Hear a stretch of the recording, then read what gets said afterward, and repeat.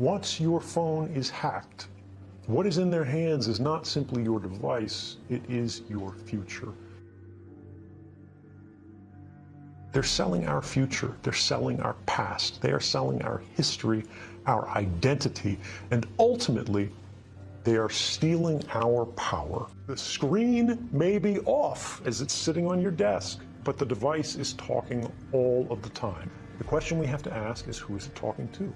If I get a smartphone and I need to use a phone, I actually open it up before I use it. Anything you can do on that device, the attacker, in this case the government, can do.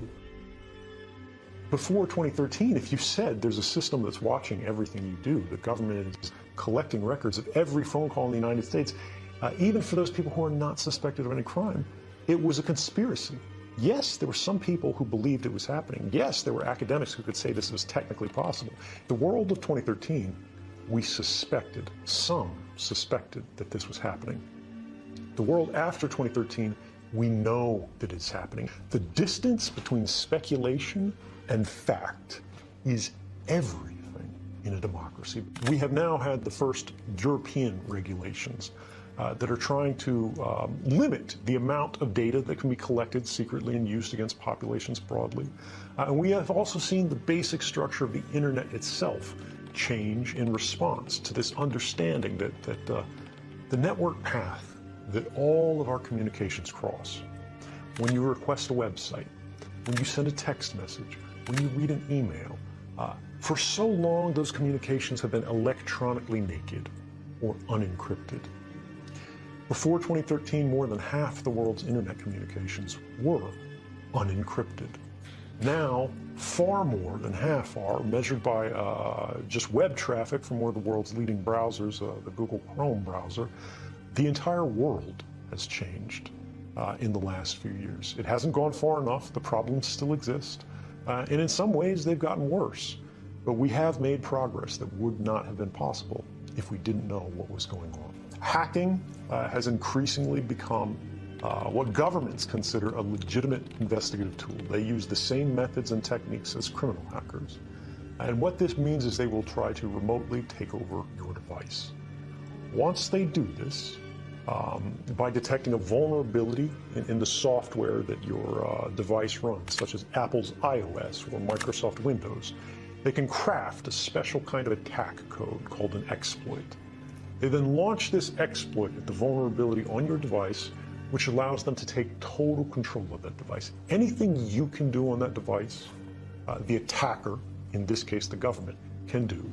They can read your email, they can collect every document, they can look at your contact book, they can turn the location services on, they can see anything that is on that phone instantly and send it back home to the mothership. They can do the same with laptops. The other prong that we forget so frequently is that in many cases they don't need to hack our devices. They can simply ask Google for a copy of our email box, because Google saves a copy of that. Everything that you ever typed into that search box, Google has a copy of. Every private message that you've sent on Facebook, every link that you've clicked, everything that you've liked, they keep a permanent record of. And all of these things are available not just to these companies, but to our governments, as they are increasingly deputized as sort of miniature arms of government. What about enabling your microphone camera? If you can do it, they can do it. It is trivial to remotely turn on your microphone or to activate your camera, so long as you have systems level access. If you had hacked someone's device remotely, anything they can do, you can do. They can look up your nose, right? They can record what's in the room. The screen may be off as it's sitting on your desk, but the device is talking all of the time. The question we have to ask is, who is it talking to? Even if your phone is not hacked, right now, you look at it, it's just sitting there on the charger. It is talking tens or hundreds or thousands of times a minute to any number of different companies who have apps installed on your phone. It looks like it's off, it looks like it's just sitting there, but it is constantly chattering. And unfortunately, like pollution, we have not created the tools that are necessary for ordinary people to be able to see this activity. And it is the invisibility of it that makes it so popular and common and attractive for these companies. Because if you do not realize they're collecting this data from you, this very private and personal data, there's no way you're going to object to it. Once your phone is hacked, what is in their hands is not simply your device, it is your future. But we see how these same technologies are being applied to create what they call the social credit system. If any of your activities online, if your purchases, if your associations, if your friends are in any way different from what the government or the powers that be of the moment would like them to be, you're no longer able to purchase train tickets. You're no longer able to board an airplane. You may not be able to get a passport.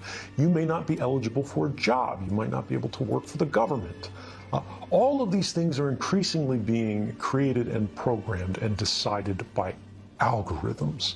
And those algorithms are fueled by precisely the innocent data that our devices are creating all of the time, constantly, invisibly, quietly, right now. Our devices are casting all of these records that we do not see being created, that in aggregate seem very innocent. You were at Starbucks at this time. You went to the hospital afterwards. You spent a long time at the hospital. After you left the hospital, you made a phone call. You made a phone call to your mother. You talked to her until the middle of the night. The hospital was an oncology clinic. Even if you can't see the content of these communications, the activity records, what the government calls metadata, which they argue they do not need a warrant to collect, tells the whole story. And these activity records are being created and shared and collected and intercepted constantly by companies and governments. And ultimately it means as they sell these, as they trade these, as they make their businesses on the backs of these records, what they are selling is not information. What they are selling is us. They're selling our future. They're selling our past. They are selling our history, our identity, and ultimately, they are stealing our power and making our stories work for them.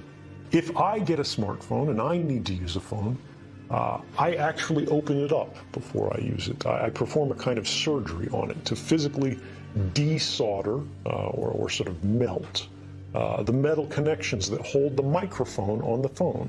And I physically take this off. I remove the camera for the phone, and then I close it back up, I seal it up. And then if I need to make a phone call, I will attach an external microphone on it. And this is just so if the phone is sitting there and I'm not making a call, it cannot hear me. Now this is extreme. Most people do not need this. But for me, it's about being able to trust our technology. My phone could still be hacked. My laptop could still be hacked. And just as I told you before, the same principles apply to me. If it is hacked, they can do anything to the device that I can do. So my trust in technology is limited.